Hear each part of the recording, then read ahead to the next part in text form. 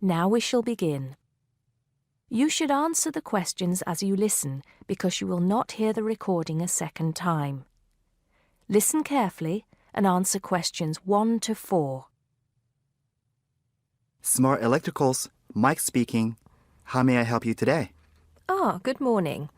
I'm calling to complain about an item I recently purchased from your company. I'm not happy with it. Oh, I'm really sorry to hear that. I'll take you through the company's complaints procedure. I'll need to retrieve your files from our records so that we can discuss the problem properly and find a solution. I'll need to take some details from you first. Is that okay? Okay, but I don't have a lot of time. Will it take long? Not long, madam. Can I first take your name?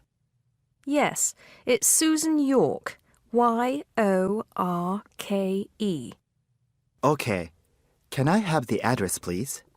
Yes, it's Flat 1, 25 Alpine Avenue. That's A-L-P-I-N-E Avenue. Harchester. The postcode is HA6 5LD. Okay. Next. Could you give me your telephone number? Preferably one that we can call you on during normal working hours. Well, the home one is 01734 525 268. But you're only likely to catch me on that number in the evenings. I usually have my mobile phone with me during the day, though. It's probably best to take that number then. All right. My mobile number is 0781 233 452. And do you have the order reference number on you, by any chance? Well, I have the receipt that the camera came with in front of me. Ah, good. Which number is it? It's a bit confusing. It should be the 7-digit number on the top left corner of your invoice. Let me have a look. I need my glasses. Found it. It's DMX8443. Thanks. Now, when did you purchase the item? Well, the camera was delivered last Monday, on the 1st of February. I ordered it online about 2 weeks before that, but I can't remember the exact date.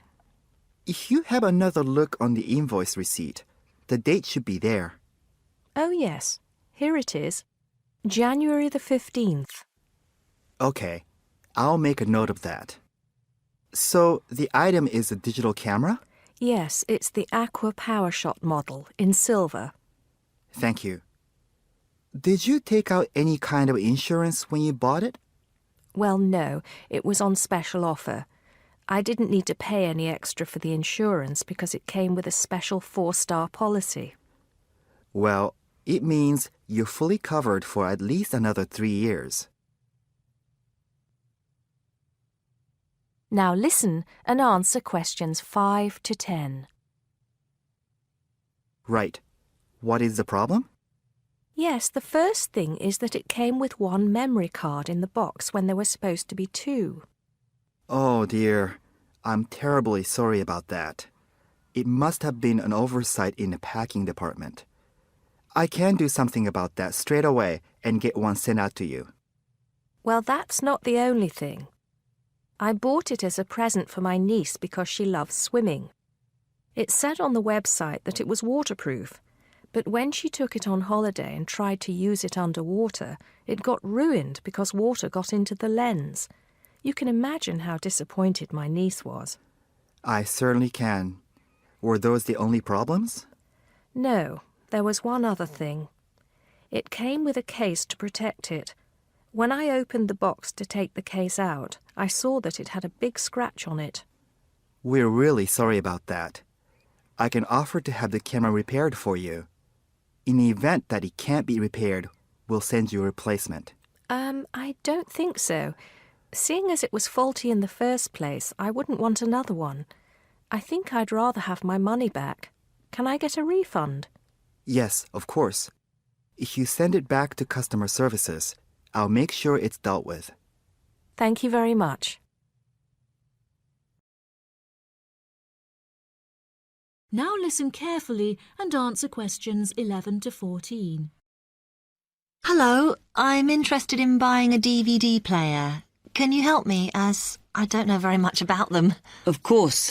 We sell quite a range. Actually, we're doing a customer survey at the moment, so I wonder if I could fill in this form about you, and that will actually help me to advise you on the best DVD player for you. Oh, okay. First of all, your occupation. Student. Okay. Then, have you already got a DVD player? No, I've never had one before. Uh-huh. And how much do you think you want to spend on a player? I'm not sure, really, but I have got a budget. My friend said I should allow about £100, but I can't afford over £85, so that's what I'm working on. Mm-hmm. And do you watch DVDs very often? Depends what you mean by often. I don't know what the norm is. Is it about 2 a week? I suppose I watch 3 a month. That's enough for me. Yes. What sort of films do you like watching then? Action movies? Not really. Oh. My boyfriend always insists we watch science fiction movies, but I prefer thrillers. Something to get your teeth into. Okay, just one more.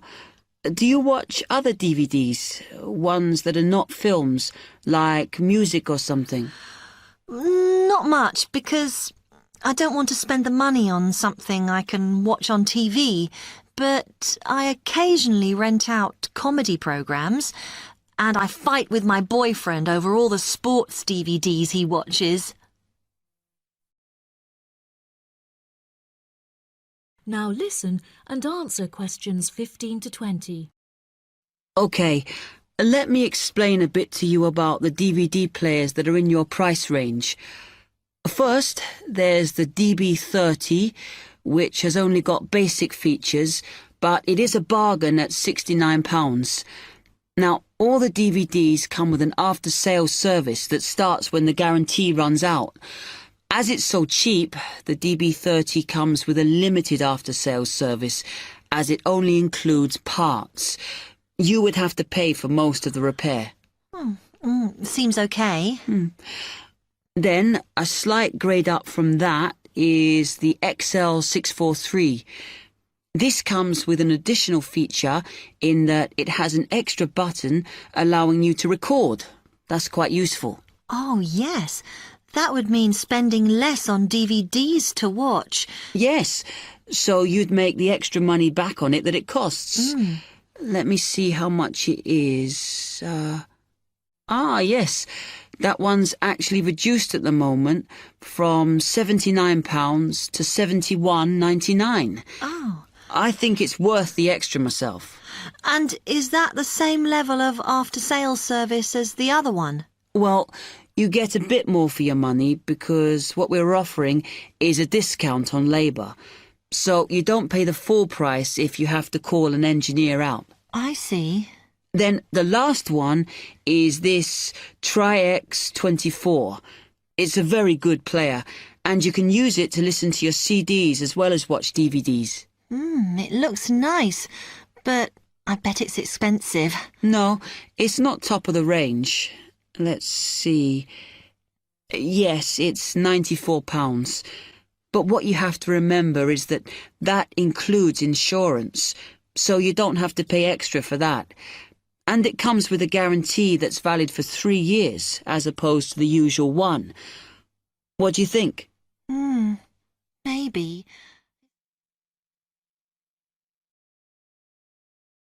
Now listen carefully and answer questions 21 to 24. Hello, my name's John Giles. It's good to see you all here for this part of your orientation to the university. Libraries can be complicated and frightening places for new students, and my job's to make you feel welcome, show you how you can find your way around, and introduce you to people who can give you further information and advice about using the library.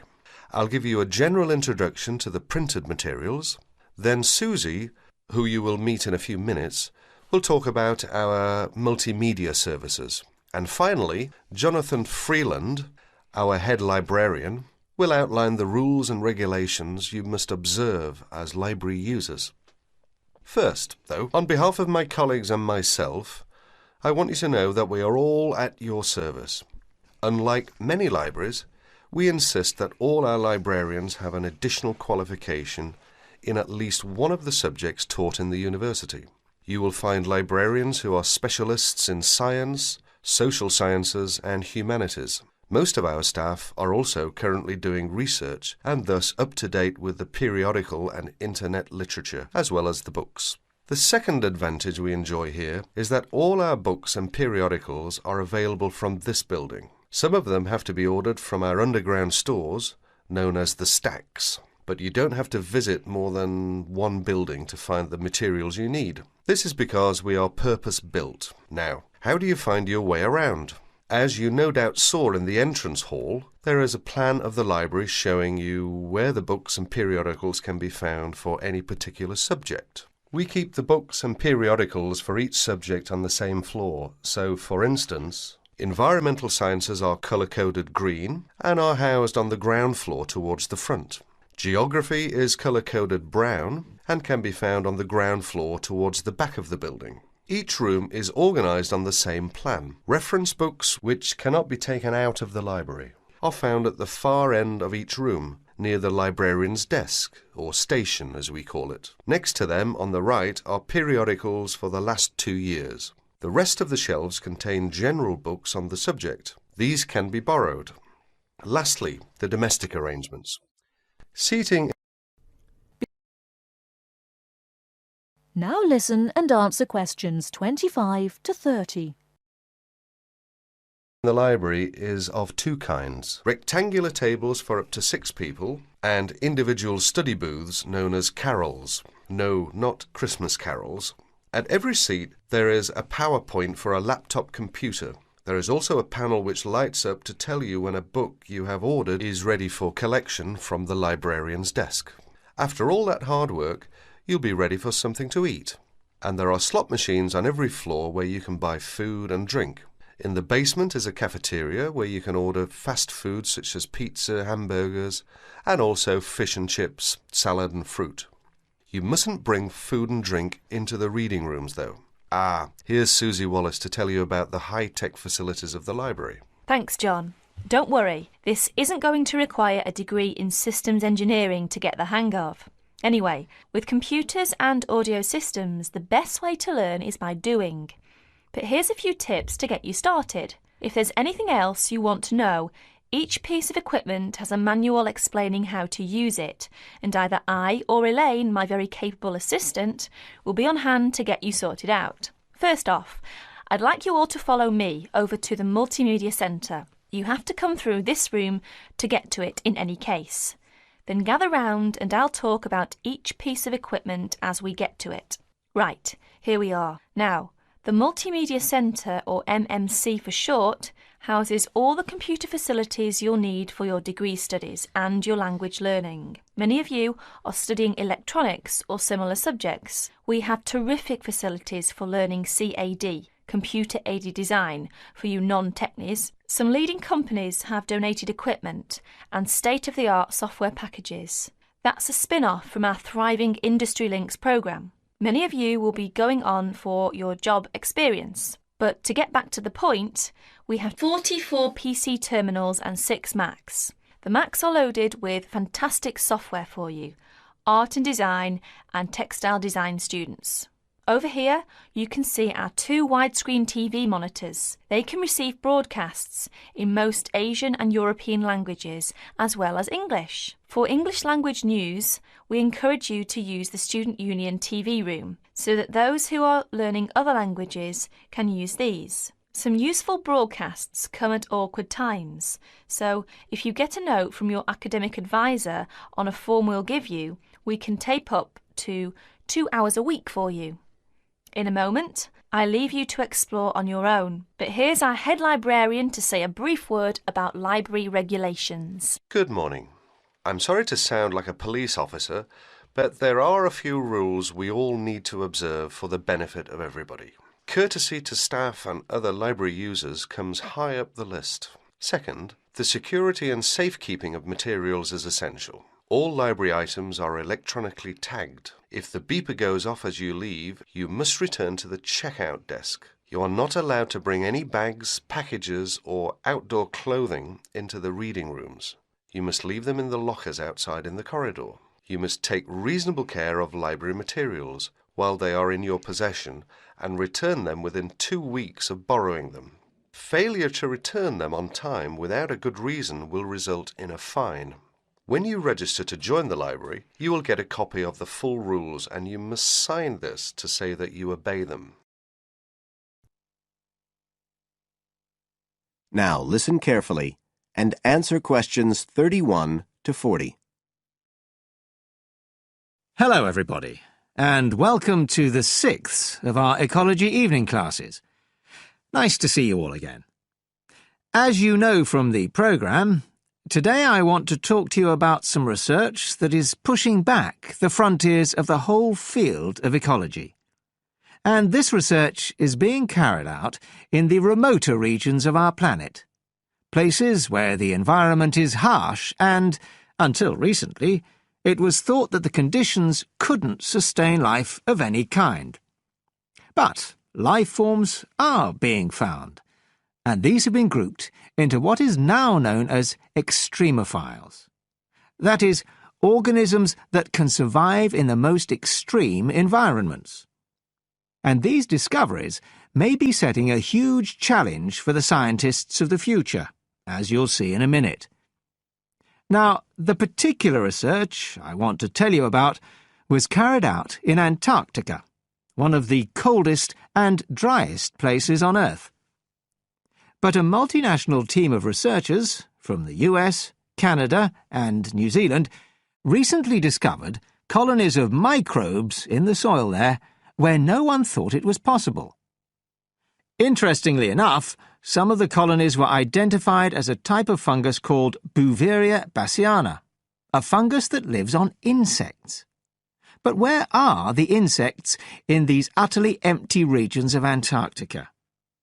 The researchers concluded that this was clear evidence that these colonies were certainly not new arrivals. They might have been there for centuries, or even millennia.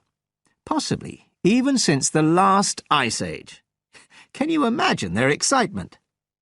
Now, some types of microbes had previously been found living just a few millimetres under the surface of rocks, porous Antarctic rocks. But this was the first time that living colonies had been found surviving, relatively deeply in the soil itself, several centimetres down, in fact.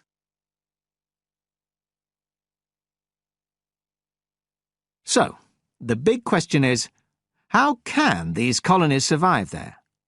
Well, we know that the organisms living very near the rock's surface can still be warmed by the sun, so they can survive in their own microclimate. And this keeps them from freezing during the day. But this isn't the case for the colonies that are hidden under the soil. In their research paper, this team suggested that the very high amounts of salt in the soil might be the clue, because this is what is preventing essential water from freezing. The team found that the salt concentration increased the deeper down they went in the soil. But while they had expected the number of organisms to be fewer down there, they actually found the opposite.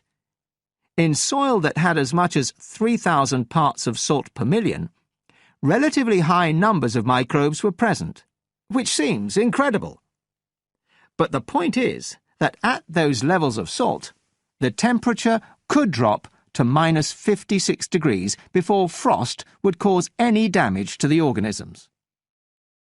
This relationship between microbes and salt, at temperatures way below the normal freezing point of water, is a really significant breakthrough. As you all know, life is dependent on the availability of water in liquid form, and the role of salt at very low temperatures could be the key to survival in these kinds of conditions. Now, the process at work here is called supercooling, and that's usually written as one word. But it isn't really understood as yet, so there's a lot more for researchers to work on. However, the fact that this process occurs naturally in Antarctica may suggest that it might occur in other places with similar conditions, including on our neighbouring planet, Mars. So, you can start to see the wider implications of this kind of research. In short, it appears to support the growing belief that extraterrestrial life might be able to survive the dry, cold conditions on other planets after all. Not only does this research produce evidence that life is possible there, it's also informing scientists of the locations where it might be found. So all of this might have great significance for future unmanned space missions. One specialist on Mars confirms the importance of the